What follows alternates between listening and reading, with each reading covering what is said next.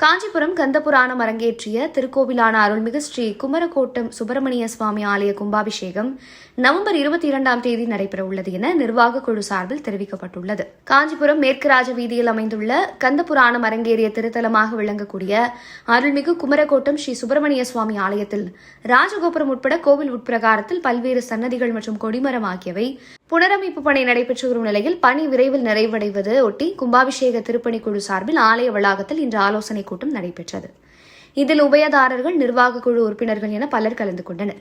இதில் ஆலய திருப்பணி நிர்வாக குழுவை சேர்ந்த ராதாகிருஷ்ணன் கூறுகையில், நவம்பர் 22ஆம் தேதி கும்பாபிஷேகம் நடைபெறவுள்ளது எனவும் இதற்கான உபயதாரர்கள் வரவேற்கப்படுகிறார்கள் எனவும் தெரிவித்தார். பல்வேறு பணிகளுக்கான உபயதாரர்கள் நிறைவு பெற்ற நிலையில் ஒரு சில பணிகளுக்கான உபயதாரர்கள் வரவேற்கப்படுகிறார்கள் என தெரிவிக்கப்பட்டது. இதில் ஆலய கும்பாபிஷேக திருப்பணி குழுவினர், செயல் அலுவலர் உள்ளிட்ட பலர் கலந்து கொண்டனர்.